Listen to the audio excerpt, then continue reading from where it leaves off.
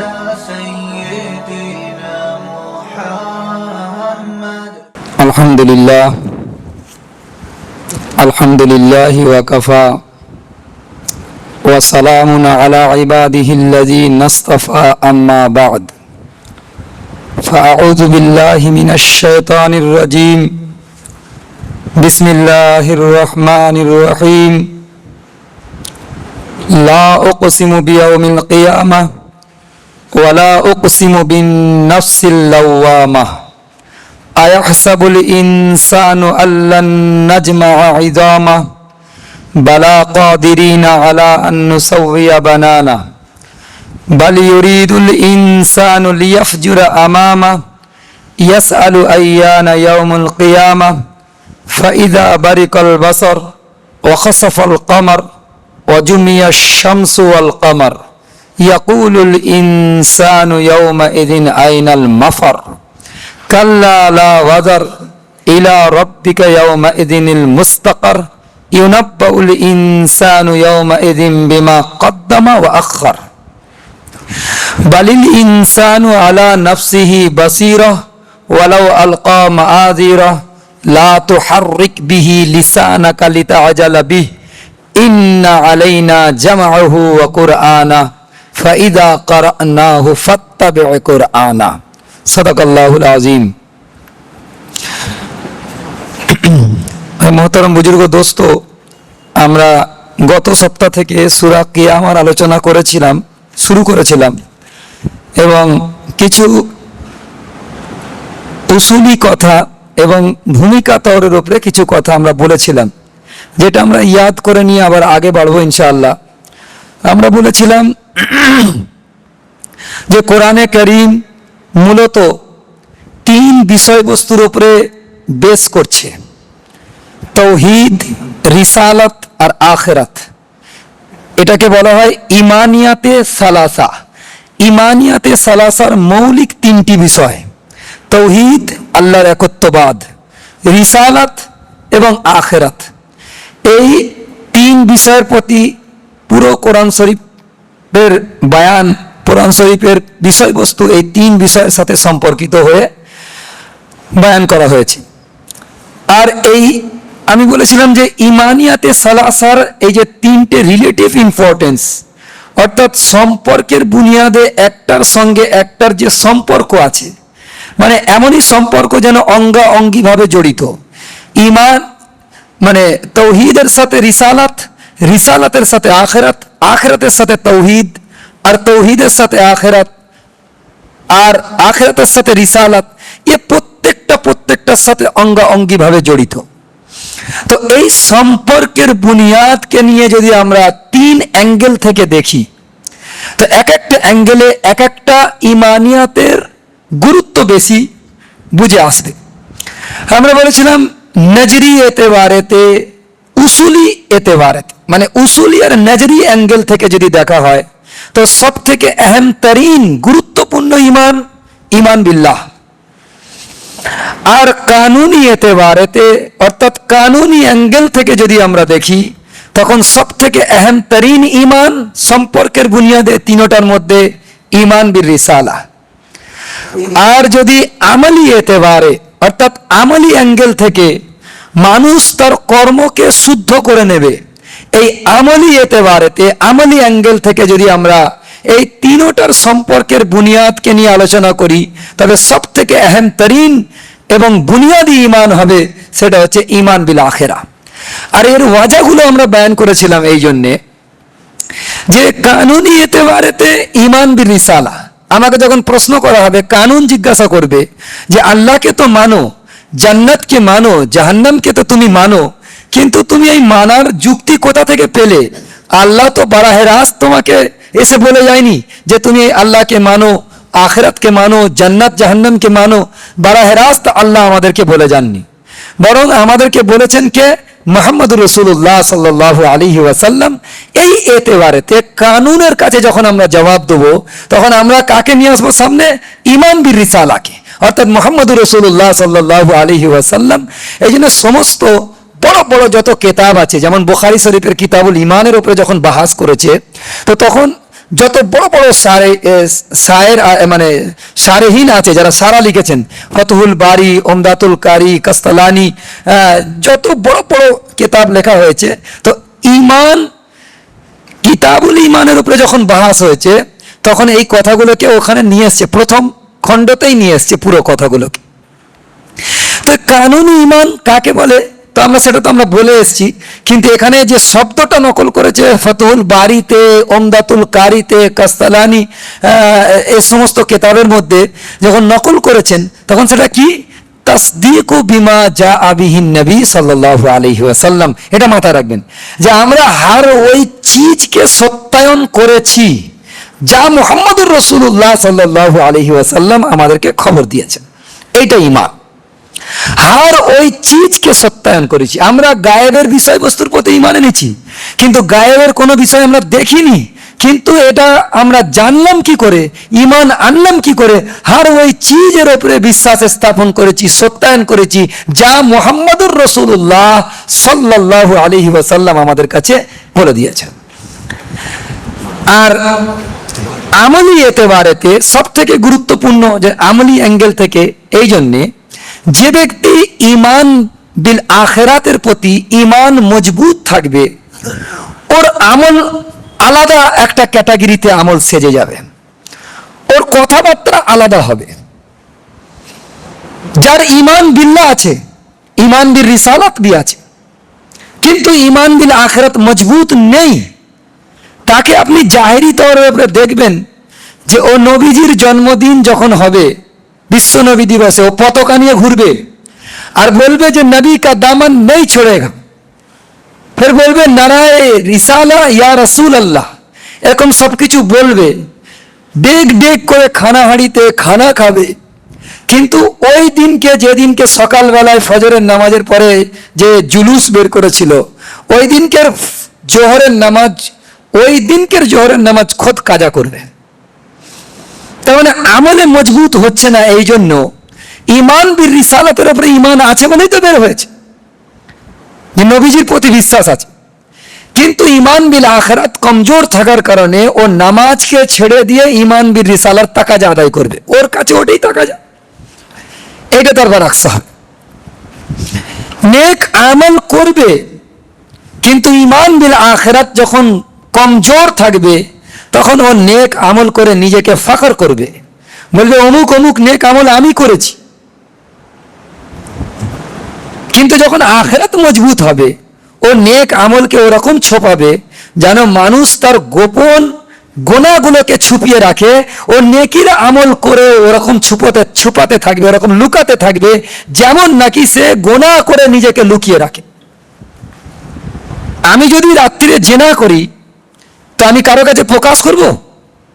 তো আমার জেনা, আমার গোনাগুলোকে আমি যেমন ভাবে খুব যত্ন সহকারে গোপন করি, ওরকম যে ব্যক্তির ঈমান বিল আখিরাতের প্রতি ঈমান মজবুত থাকবে, ও নেকির কাজ করেও ও গোনাহের মতো নেকির কাজকে ছুপাতে থাকবে, লুকোতে থাকবে।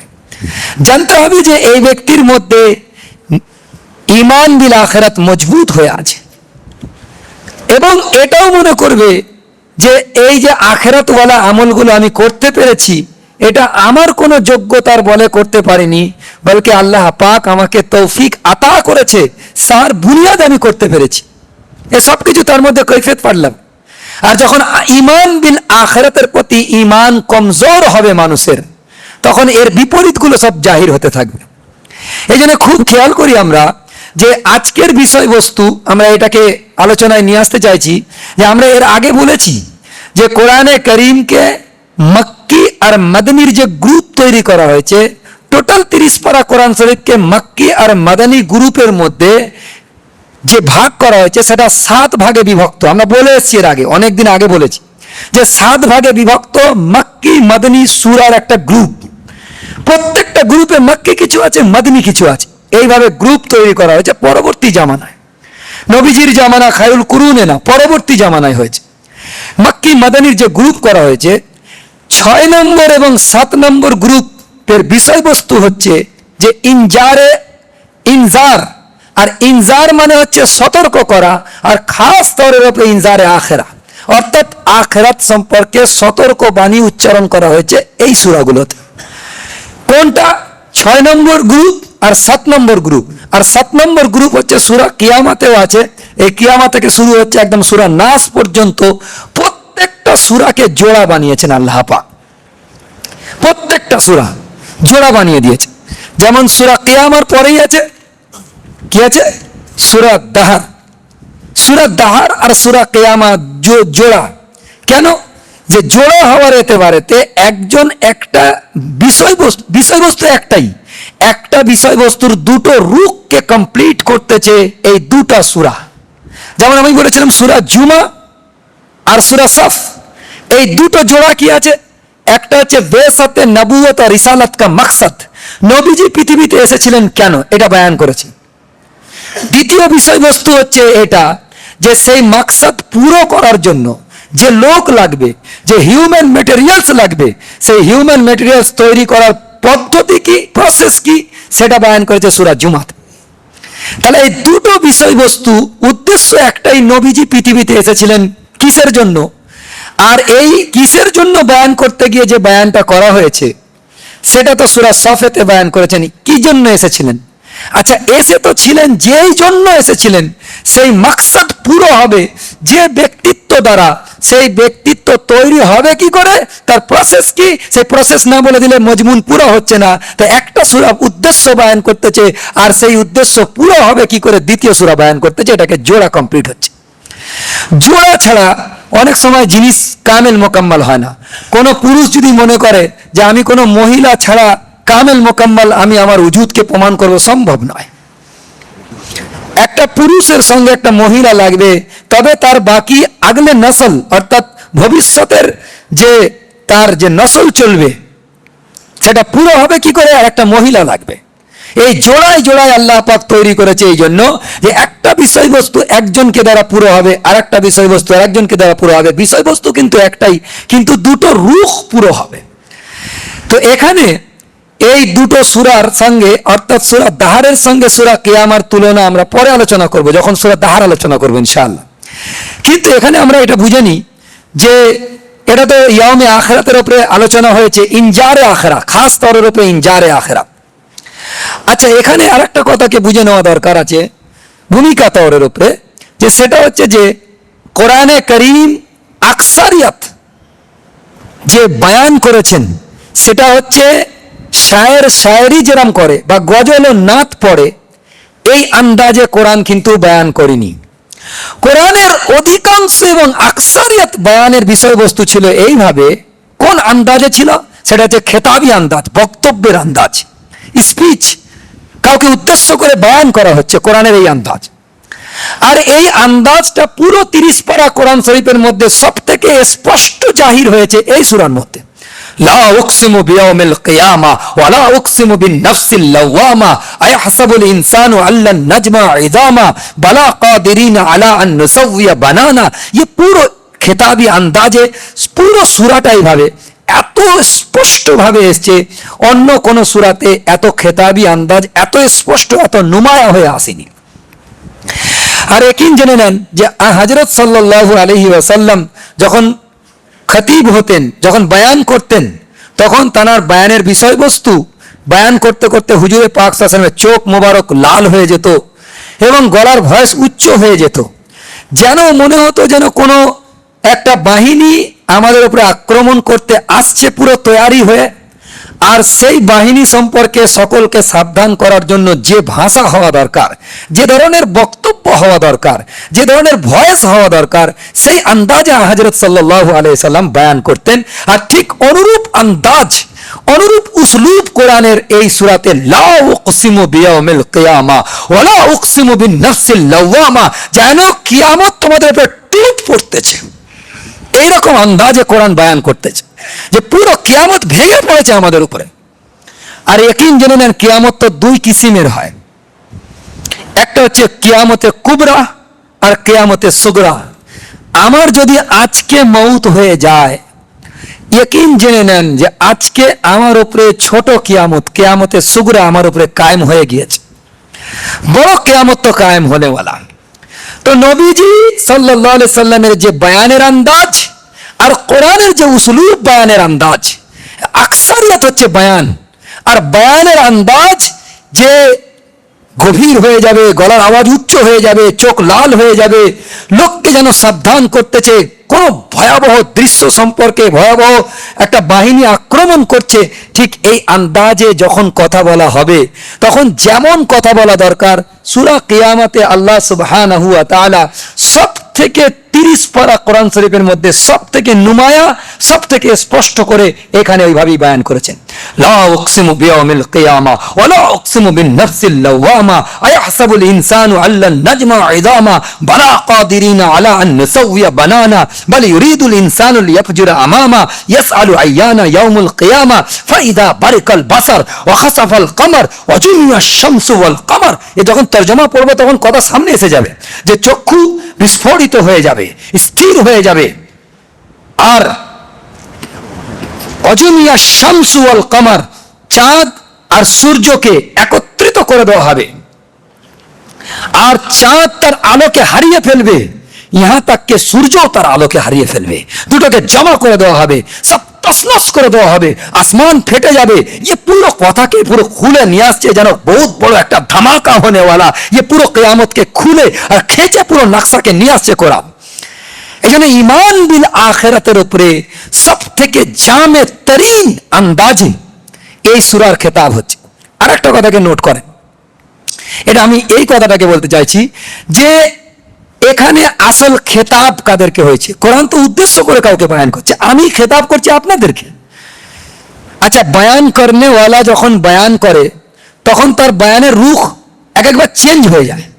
কোনো সময় যিনি উপস্থিত আছেন তানাকে গায়েব করে, তিনি নেই কিন্তু তার সম্পর্কেই কথা হচ্ছে, কিন্তু তানাকে গায়েব রেখে তাকে বয়ান করা হচ্ছে। আবার কোনো সময় কেউ গায়েব আছে, এখানে উপস্থিত নেই, কিন্তু তাকে উদ্দেশ্য করে যেন সে এখানে হাজির আছে এইভাবে বয়ান করছে। তো এরকম ভাবে কোরআন তার খেতাবাতকে অনেক সময় চেঞ্জ করে, বলতে বলতে চেঞ্জ করে দেয়। কখনো মুনাফিকিনদেরকে খেতাব হচ্ছে, কখনো আহলে ঈমানদেরকে খেতাব হচ্ছে, কখনো কুফারে মক্কাকে খেতাব হচ্ছে, বিভিন্ন আন্দাজে খেতাব বদলাতে থাকে কোরআন। আচ্ছা, খেতাব কাকে হচ্ছে এটা যদি শ্রোতারা বুঝে যায় তবে পুরো বক্তার কথাকে বোঝার জন্য এটা আসান তরিন তরিকা হচ্ছে এটা, যে বক্তা কাকে উদ্দেশ্য করে বলছে এটা বুঝতে হবে। ঠিক সেরকমই हर मुसलमान, কথাকে নোট করা, পয়েন্টিং একদম, हर मुसलमान যখন কোরআনে পাককে তেলাওয়াত করবে, हर মুসলমান যখন কোরআনে পাককে তেলাওয়াত করবে তখন বুঝতে হবে কোরআনের এই সূরাটা, যে কোনো সূরা আমি যখনই পড়ব তখন ইয়াদ করতে হবে যে এই সূরা কাকে খেতাব করছে এটাকে জেনে নেওয়া। তবে পড়নেওয়ালার দিলেতে আসর আন্দাজ করবে কোরআন গিয়ে, যে বুঝতে পারবে যে কোরআন কাকে খেতাব করছে। যখন বুঝতে পারবে তখন কোরআন তার ওই সূরাটা তেলাওয়াত করাটা তার দিলেতে আসর আন্দাজ করতে পারবে। আর আমরা তো আন্ধা বেহারার মতো কোরআন তেলাওয়াত করি, কিছুই বুঝি না কাকে খেতাব হয়েছে না, ও সব আমার বোঝার দরকার নেই। আরে ভাই, ও তো বড় বড় আলেমরা বুঝবে, ও আমাদের বোঝার থোড়ি বিষয়বস্তু। এরকম বলে নিজের মনকে, নিজের অন্তরাত্মাকে প্রশান্তি দিয়ে দিই। কিন্তু না, আর ওই মুসলমান যখন কোরআন শরীফের ওই তর্জমার দিকে খেয়াল করবে তো তখন ও কোরআনের বিষয়বস্তু তার দিলের গহরাইতে উতরে যাবে। এই জন্যে এটা। আচ্ছা, খেতাব কাকে হয়েছে এটা একটা প্রশ্ন, উত্তর যে এখানে তো কাকে খেতাব হচ্ছে প্রথমে এইটা বুঝতে হবে। তো মুনকিরিনে আখিরাত অর্থাৎ ঈমান বিল আখিরাতকে যারা ইনকার করে দিয়েছে, অর্থাৎ আখিরাতের মুনকির যারা, তাদেরকে খেতাব হচ্ছে। এদের তিন ক্যাটাগরি হতে পারে, তিন ক্যাটাগরিজ হতে পারে। একটা হচ্ছে এই যে তিন বিষয়বস্তু আছে, তাওহীদ, রিসালাত আর আখিরাত, এর মুনকির কারা। এক নম্বর হচ্ছে যে কোনো ব্যক্তি যদি আসে যে সে বলবে আমি তাওহীদকেও মানি না, আখিরাতকেও মানি না, আর তার সাথে সাথে আমি রিসালাতকেও মানি না, বাস এটা একটা ক্যাটাগরি। দ্বিতীয় ক্যাটাগরি হচ্ছে যে আল্লাহকে তো মানে কিন্তু আল্লাহর সাথে আরো অনেক ছোট ছোট খোদাকে মানে, ফের রিসালাতকেও মানে, কিন্তু আখিরাতের মুনকির, এরকম একটা ব্যক্তি যে আখিরাতকে মানে না, আল্লাহকে মানে, আল্লাহর সাথে অন্য ছোট খোদাকেও মানে, রিসালাতকেও মানে, কিন্তু আখিরাতের মুনকির, এরকম একটা ক্যাটাগরি। আর একটা হচ্ছে পুরো তিনটাকেই অস্বীকার করে দেবে। আর একটা ক্যাটাগরি হচ্ছে যে আল্লাহকে মানে, রিসালাতকেও মানে, তাওহীদ আর রিসালাতকে মানে, এবং আখিরাতকেও মানে, আখিরাতকেও মানে। এটা আহম তরিন যুক্তি, এটা ভালো করে বোঝেন। আল্লাহকে তো মানে, রিসালাতকেও মানে, আখিরাতকেও মানে, কিন্তু শাফাআতে বাতিলাকে মানে। শাফাআতে বাতিলা কাকে বলা হয়? যে আখিরাতকে তো আমি মানি, অবশ্যই মানি, আখিরাত আছে, এটা কোনো সন্দেহ নেই, কিন্তু শাফাআতে বাতিলা, যে আমার তো অমুক জন আছে, সুতরাং আমার কোনো চিন্তা নেই, ভয় নেই, পীর আছে, অমুক অলি আছে, অমুক আমির সাহেব আছে, অমুক জন আছে, আমি তো তার মাজারে ফুল চড়াই, চাদর চড়াই, সুতরাং আমি নামাজ না পড়লেও, রোজা না করলেও, হজ না করলেও, ইসলামের ফরজ আদায় না করলেও আমার জান্নাতে যাওয়াতে কোনো বাধা হবে না। যেমন ইহুদি আর নাসারারা বলেছিল যে আমাদেরকে জাহান্নামে যদি দেয় তো আইয়ামা মাদুদাত, চন্দ দিনের জন্য দিয়েই তুলে নিয়ে আসবে, কেন আমাদের বড় শাফাআতে বাতিলা আছে। কোরআন বলছে বাতিলা শাফাআত। তো কিয়ামতকে তো বিশ্বাস করে, কিন্তু কিয়ামতের খৌফ আর কিয়ামতের ভয় যখন দিল থেকে উঠে যায়, তো ও কিয়ামতের বিশ্বাসটা হয়ে যায় ইনকারে আখিরাতের উপরে। পরিষ্কার কথাটা ভালো করে বুঝে নেন, এবার দুবারা নোট করাতে চাইছি এটা, যে আখিরাতকে বিশ্বাস করে, তার সাথে শাফাআতে বাতিলাকে যখন বিশ্বাসের মধ্যে নিয়ে আসবে, ও পুরো কিয়ামত তার নজর থেকে উজাল হয়ে যাবে। ও আমলে আর যত্নবান হবে না, ও নিজের শাফাআতে বাতিলার প্রতি ভরসাবান হয়ে আখিরাতের খৌফ, আখিরাতের ভয় দিল থেকে বার করে দেবে। কাল্লা বাল্লা ইয়াখাফুনাল আখিরাহ, তাদের দিল থেকে কাল্লা বাল্লা ইয়াখাফুন, পুরো আলফাজ কোরআন নিয়ে আসছে, ইয়াখাফুনাল আখিরাহ, অর্থাৎ আখিরাতের ভয় তাদের দিল থেকে যখন বেরিয়ে যাবে, তো ও পূর্ণ আখিরাতকে ইনকার করে বসবে। আর ইয়াকিন জেনে নেন যে এখানে খেতাব হচ্ছে তিন ক্যাটাগরির মধ্যে, খেতাব হচ্ছে সেটা হচ্ছে ইনকারে আখিরাতের উপরে খেতাব। যারা আখিরাতের মুনকির তাদের উপরে কোরআন শরীফ এখানে খেতাব করেছে, যারা আখিরাতকে মানতে রাজি নেই। ঈমান বিল্লাহকে তো মানে, ঈমান বির রিসালাকে মানে, কিন্তু আখিরাতকে মানতে রাজি নেই। সেই জন্য এদের এই ঈমান কিয়ামতের দিনকে ইয়াদ করাচ্ছে, এদেরকে কিয়ামতের দিনকে ইয়াদ করাবার জন্য কোরআন শরীফের এই খেতাব করেছে। ওদেরকে যারা মুনকারে আখিরাত, আখিরাতের ইনকার করেছে, তাদেরকে কোরআন বোঝাবার জন্য এই উসলুব নিয়ে এসেছেন। আচ্ছা, এখানে আরেকটা হচ্ছে, আরেকটা কথা বোঝা দরকার, যে এখানে আল্লাহ শুরু করতেছেন এইভাবে, লা উকসিমু বিয়াউমিল কিয়ামা, কিয়ামতের দিনকে আল্লাহ পাক কসম উঠিয়েছেন, অর্থাৎ আমি শপথ করছি কিয়ামতের দিবসে। লা উকসিমু বিয়াউমিল কিয়ামা, এখানে আসল দলিল কি? দলিল হচ্ছে মুতাকাল্লিমিনের ইয়াকিন। মুতাকাল্লিমিন কাকে বলা হয়? যে যিনি স্পিকার, যেরকম লেখা থাকে না বক্তার স্পিকার অমুকজন, এখানে স্পিকার কে? মুতাকাল্লিমিন, এটাকে বলা হয় স্পিকার। কে বক্তা? বক্তাকে। এখানে বক্তার ইয়াকিন হচ্ছে সব থেকে বড় দলিল। আর এখানে বক্তাকে, বক্তা অর্থাৎ মুতাকাল্লিমিনে হাকিকি হচ্ছে আল্লাহ সুবহানাহু ওয়া তাআলা। আর যার মুখ থেকে এই কালামকে আমরা শুনেছি তিনি কে? মুহাম্মদুর রাসূলুল্লাহ সাল্লাল্লাহু আলাইহি ওয়াসাল্লাম। এই দুই ব্যক্তিত্ব, আল্লাহ পাকের জাত আর মুহাম্মদুর রাসূলুল্লাহ সাল্লাল্লাহু আলাইহি ওয়াসাল্লামের শখসিয়ত, ব্যক্তিত্ব, এই দুই জিনিস আমাদেরকে দালালাত করতেছে এখান থেকে যে কিয়ামতের কসম উঠিয়ে আল্লাহ পাক বলছেন যে কিয়ামত আসবেই, এতে অস্বীকার করার কোনো সন্দেহ বাকি থাকার আর কথা নয়। কিন্তু 2 নম্বর আয়াতে গিয়ে আজীব কথা বলেছে, দেখেন, যে ওয়ালা উকসিমু বিন নাফসিল লাওয়ামা, এটা বড় গৌর করার আছে এখানে। ওখানে তো প্রথম মুতাকাল্লিমিনের ইয়াকিন সব থেকে বড় দলিল। কিন্তু দ্বিতীয় আয়াতের দলিল কি, যে কেন দ্বিতীয় আয়াতটাকে এখানে আল্লাহ পাক নিয়ে এসছেন, এর দলিল কি?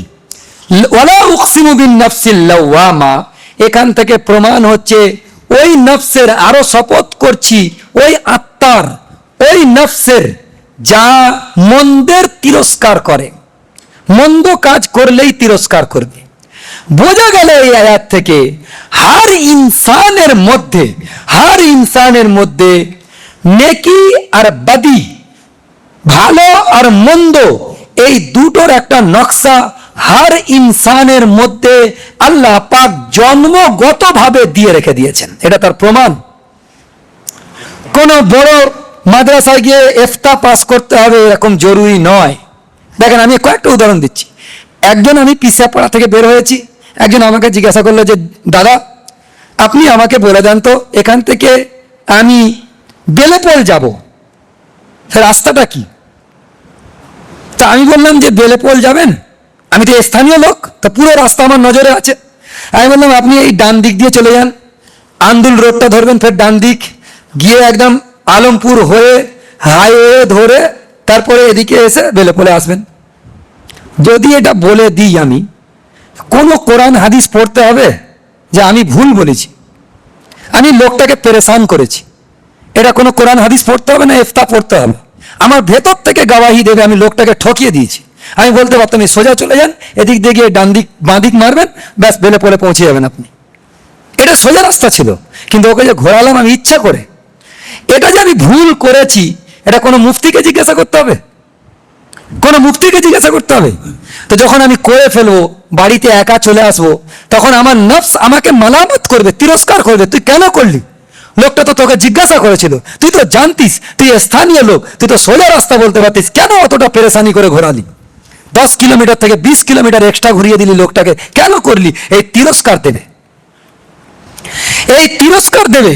আচ্ছা, এর সাথে আর একটা জিনিসকে জুড়ে নেন, যে ঈমান বিল্লাহর ক্ষেত্রে, আল্লাহর প্রতি বিশ্বাসের ক্ষেত্রে কোরআন কোনোদিন, কোরআনের উসলুবে কোথাও এটা নেই যে ও কোনো দর্শনী যুক্তি নিয়ে আসবে, কোনো মান্তাকি দলিল কোরআন শরীফ নিয়ে আসবে যে আল্লাহ আছে।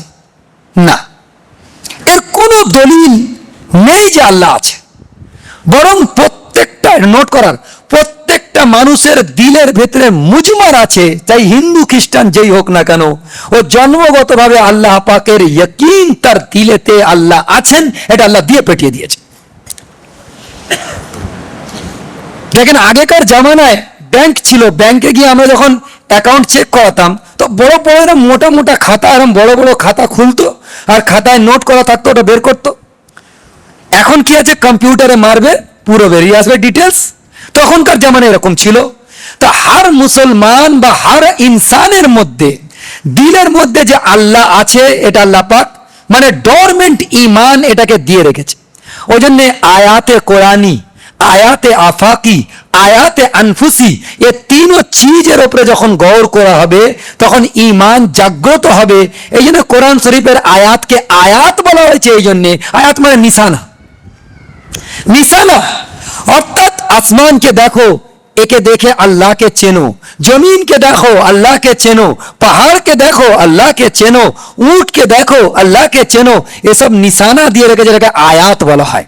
ইন্না ফি খালকিস সামাওয়াতি ওয়াল আরদ ওয়া ইখতিলাফিল লাইলি ওয়ান নাহার ওয়াল ফুলকিল্লাতী তাজরি ফিল বাহরি বিমা ইয়ানফাউন নাস ওয়া মা আনজালাল্লাহু মিনাস সামাই মিন মাইন ফাআহইয়া বিহিল আরদা বা'দা মাউতিহা ওয়া বাসসা ফিহা মিন কুল্লি দাব্বা ওয়া তাসরিফির রিয়াহ ওয়াস সাহাবিল মুসাখখার বাইনাস সামাই ওয়াল আরদ। তারপরে শব্দ কি আছে, লা আয়াতিল লিকওমি ইয়াকিলুন। আয়াত, এটা নিশানা। এই সমস্ত কিছু যে ন্যাচারাল ফিনোমিনান আছে, এর উপরে পুরো ন্যাচারাল জিনিসটাকে দেখিয়ে আল্লাহ পাক বলতে চাইছে এর মধ্যে ঈমান আছে। তুমি তাকাও, কায়নাতের চাপ্পা চাপ্পা আর তাররা তাররা তোমাকে ধরা দেবে যে একজন খালিক আর মালিক আছে, তিনি কে? আল্লাহ সুবহানাহু ওয়া তাআলা। এসব নিশানা তোমার চোখের সামনে আল্লাহ দেখাচ্ছেন। ওই জন্য কোরআনের আয়াতকে আয়াত বলা হয়েছে, এটা একটা নিশানা, যাতে করে তোমার ভিতরে ডরমেন্ট ঈমানকে কোরআন জাগ্রত করে দেবে আয়াতের মাধ্যমে। মানে পুরনো সবক পড়েছিলে, ভুলে গিয়েছে, ওটাকে ইয়াদ দেহানি করে দেবে, এটাকে আয়াত বলা হয়। তো ঈমান বিল্লাহর জন্য কোরআনের যুক্তি হচ্ছে এটা, যে আমি নিশানা রেখে দিয়েছি, ওখান থেকে তুমি ঈমান হাসিল করো। কোনো যুক্তি মন্তেক ওখানে পেশ করা হবে না। কিন্তু কিয়ামতের দিবসের প্রতি যুক্তি পেশ করা হবে। কেন? আমি আমার বয়স যদি 80 বছর হয়, তো আমি একটা 25 বছরের যুবককে গুলি করে মেরে দিয়েছি।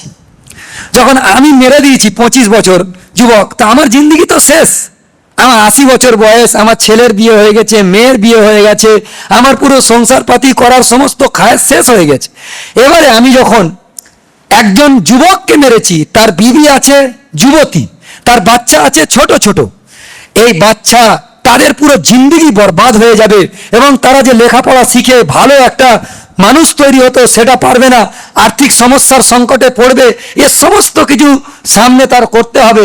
আমার ওই যুবককে মেরে দেওয়ার কারণে এখন আমাকে পুলিশ ধরে আমাকে ফাঁসি দিয়ে দেবে, ব্যাস এতটুকুই শাস্তি দেবে, ফাঁসি। কিন্তু এটা কি ইকুয়াল সাজা হলো? সমান সমান সাজা হয়ে গেল? এ কত কি ক্ষতির মধ্যে পড়লো। আমার তো জিন্দগি শেষ পর্যায়ে, মরে যাব শেষ, না বিবি বাচ্চা আমার জিম্মায় আছে, আর কেউ নেই। আমার জিন্দগির একটা এন্ড ডিপার্টমেন্ট আমি মানে জায়গায় আমি পৌঁছে গিয়েছি। তো এখন আমার সাথে এমন একটা জিন্দগি দাবি করতেছে যাতে করে হাম ওজন অর্থাৎ ইকুয়াল সাজা দেওয়া যেতে পারে, এই যুক্তি কোরআন নিয়ে আসতেছে এখানে কোরআন শরীফের মধ্যে, যে ওয়ালা উকসিমু বিন নাফসিল লাওয়ামা, যে নেকি আর বদি ইনসানি জিন্দগিতে মুজবার আছে, ও কোনো মুফতির কাছে যেতে হবে না। সেখানে কোরআন শরীফে আল্লাহ পাক বলেছেন, রব্বানা মা খালাকতা হাযা বাতিলা সুবহানাকা ফাকিনা আযাবান নার। হে আমার রব, এই দুনিয়াতে কোনো কিছুই তুমি নিরর্থক তৈরি করনি, কোনো না কোনো উদ্দেশ্য ছিল, সেই জন্যই তৈরি করেছো। আমাকে তৈরি করেছো, তারও একটা উদ্দেশ্য আছে। দুনিয়াতে যা কিছু ঘটছে কোনো নিরর্থক কিছু নয়, প্রত্যেক জিনিস একটা উদ্দেশ্যকে সামনে রেখে তৈরি হচ্ছে। সুতরাং একটা জবাবদিহি, একটা পুরো বিচার, একটা অ্যাকাউন্টেবল, এই সমস্ত কিছু হিসাবপত্র আমাকে কিয়ামতের দিনে এক একজন করে আল্লাহ আর তুমি, আল্লাহ আর আমি একজন করে আল্লাহর দরবারে হাজির হবে, একসাথে দলবদ্ধ ভাবে নয়। আমি আমার নেতাকে নিয়ে নয়, আমি আমার বাপকে নিয়ে নয়, আমি আমার পড়োশিকে নিয়ে নয়, বলকে ওয়া'আদাহুম আত্তা। কোরআন বলছে একজন করে আল্লাহ পাকের দরবারে তুমি তোমার পুরো জিন্দগির হিসাব দেবে। ওয়া'আদাহুম আত্তা, কোরআন বলেছে একজন করে হিসাব দিতে হবে। এই জন্য কোনো কিছু নিরর্থক তুমি তৈরি করো না। আফা হাসিবতুম আন্নামা খালাকনাকুম আবাসাও ওয়া আন্নাকুম ইলাইনা লা তুরজাউন। আমি সবকিছু খেল তামাশার জন্য তৈরি করেছি, তোমাকে এটা খেল তামাশার জন্য তৈরি করেছি? আল্লাহ সওয়াল করতেছেন, সওয়ালি আন্দাজ। এগুলো কোনো খেল তামাশা নয়, বলকে তোমাকে আল্লাহর কাছে ফিরে যেতে হবে। এটা একটা বহুত বড় ধামাকা होने वाला, কিয়ামত होने वाला। ये सब কিছু আল্লাহ ইয়াদ দিলাবার জন্য। আবার বলছে খালাকাস সামাওয়াতি ওয়াল আরদ বিল হক ওয়া সাওয়ারাকুম ওয়া আহসানা সুওয়ারাকুম ওয়া ইলাইহিল মাসির। খালাকাস সামাওয়াতি ওয়াল আরদ, আসমান আর জমিনকে কিসের পারপাসে তৈরি? বিল হক, হকের পারপাসে তৈরি করেছেন আল্লাহ পাক। সুতরাং একটা আখিরাত আছে। আখিরাত একটা ফলসফিয়া না, যুক্তি পেশ করেছে, একটা মন্তকি দলিল পেশ করেছে যে আখিরাত আছে।